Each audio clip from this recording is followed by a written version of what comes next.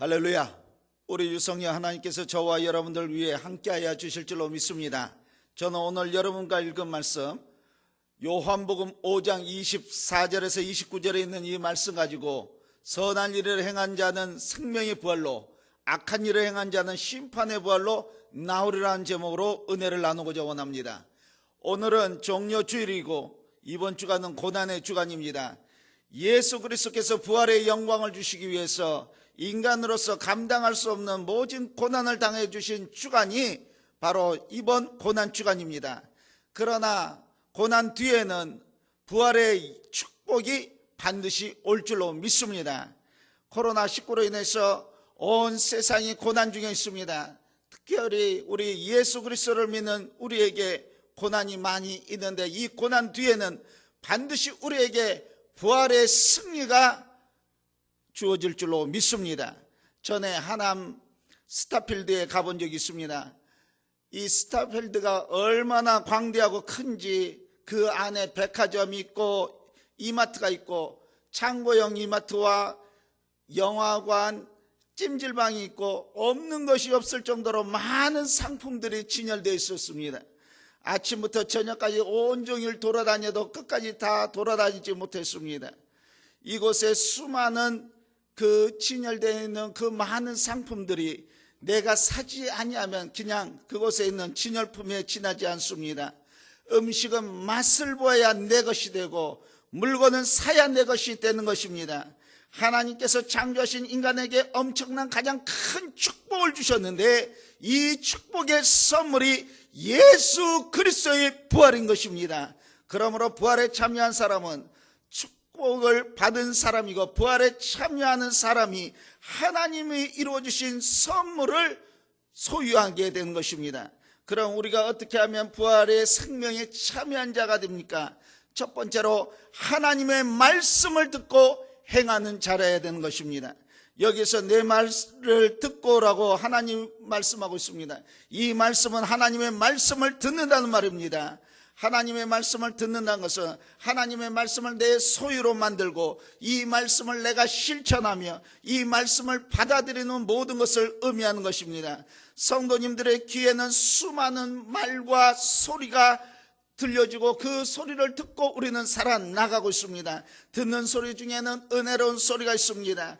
기쁨의 소리가 있고 감사의 소리가 있고 복된 소리가 있습니다. 하지만 때로는 우리들의 귀에 유익하지 아니하는 소리가 있고 상처받은 소리가 있습니다. 그런데 그 많은 소리 중에서 어떤 소리를 듣는 귀가 복이 있습니까? 하나님의 말씀을 듣는 그 귀가 복된 귀인 줄로 믿습니다. 하나님의 말씀을 듣는 순간에 복이 되고 귀한 역사가 일어난 줄로 믿습니다.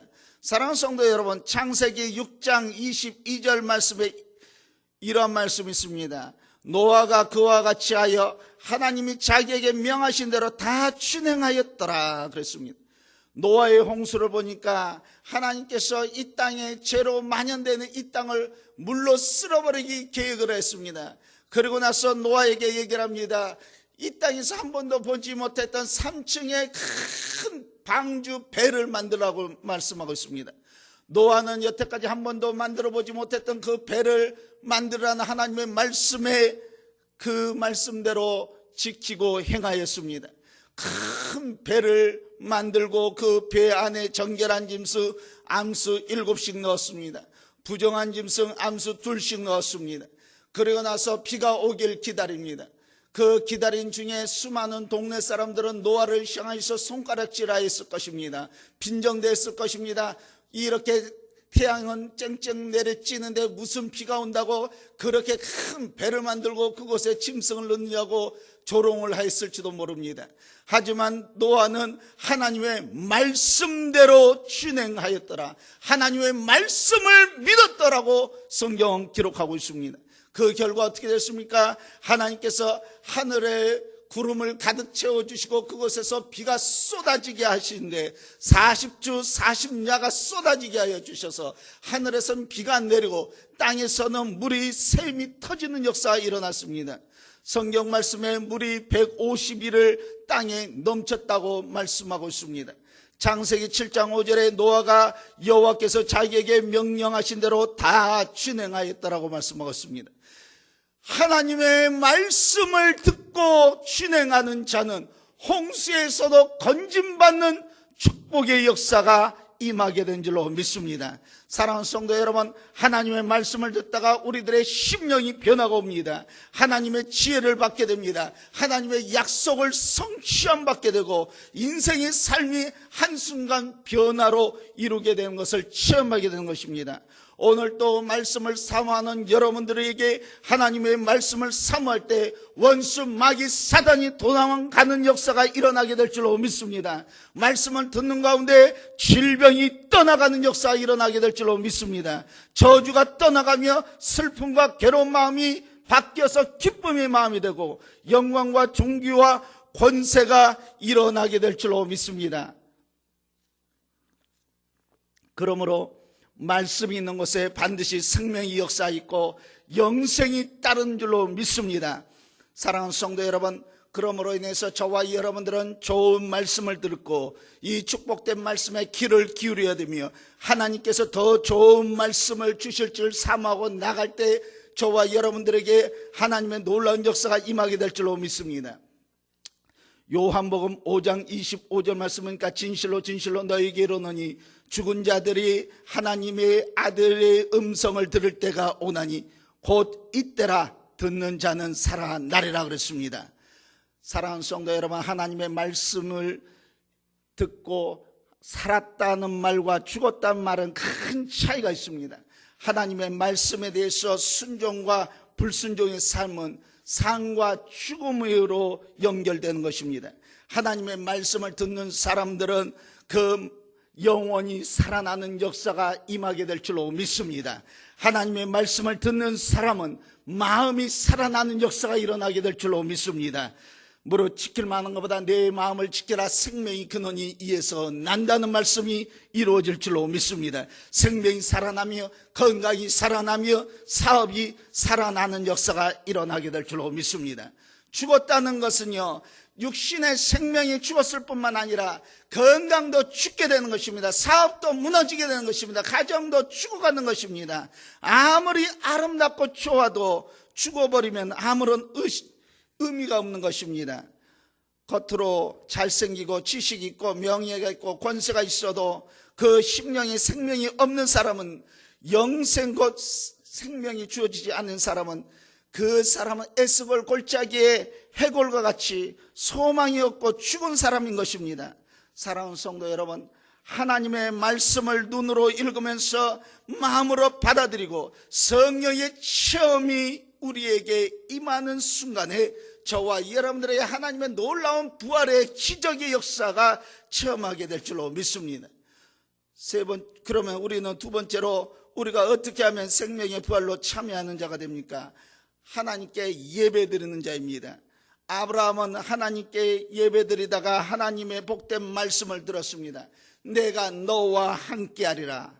너를 복되게 하며 내 자녀를 복되게 하리라. 너와 내 자녀를 인해서 만민이 복되게 하리라는 말씀을 듣게 됐습니다. 사랑하는 성도 여러분, 저와 여러분들이 하나님께 예배드리는 중에, 특별히 우리가 찬양드리는 중에 우리들의 영이 새롭게 되고 원수 마귀가 떠나가게 되고 영원히 하나님 앞에 온전히 고백드릴 때 그 예배가 하나님 앞에 상달되게 되고 하나님의 보좌를 움직이게 될 줄로 믿습니다. 말씀을 들을 때 죽었던 우리들의 심령이 되살아나는 역사가 바뀌어질 줄로 믿습니다. 사도행전 16장 31절에 주 예수를 믿으라, 그래야만 너와 내 집이 구원함을 얻으란 말씀이 이루어지게 될 줄로 믿습니다. 그러면 우리가 어떻게 하면 생명의 부활에 참여한 자가 됩니까? 마지막으로 보니까 선한 일을 행하는 자라고 말씀하고 있습니다. 요한복음 5장 29절에 선을 행하는 자는 생명의 부활로, 악을 행하는 자는 심판의 부활로 나오리라고 말씀하고 있습니다. 누가 생명의 부활에 참여할 자입니까? 선을 행하는 자인 것입니다. 구원은 선을 행하는 것이 아니라 예수 그리스도를 나의 구주로 영접함으로 받는 것입니다. 그러므로 구원받는 자의 의무가, 또 성도의 의무가 선을 행하는 것입니다. 로마서 2장 10절에 선을 행하는 각 사람에게 영광과 존귀와 평강이 있을지니라고 말씀하고 있습니다. 사랑하는 성도 여러분, 우리 사도행전 9장 36절에서 42절에 보니까 요빠에 사는 다비다라는 여제자가 나옵니다. 이 여제자는요, 사도행전 9장 36절 우리 한번 보도록 하겠습니다. 사도행전 9장 36절입니다. 제가 읽어드리겠습니다. 요빠에 다비다라 하는 여제자가 있으니 그 이름을 번역하면 도르가라. 선행과 구제하는 일이 심히 많더니 그랬습니다. 요빠에 다비다라는 이 여제자는요, 선행과 구제하는 일이 심히 많았던 이러한 여자였습니다. 그래서 그가 가진 재능을 가지고 거기에서 과부들이나 고아들의 겉옷과 속옷을 지어 입히면서 선을 베풀었습니다. 자기가 할 수 있는 일은 다 하면서 지냈던 이러한 여인이었습니다. 그런데 37절에 뭐라 그럽니까? 그때 병들어 죽음에 시체를 씻어 다락에 누이니라.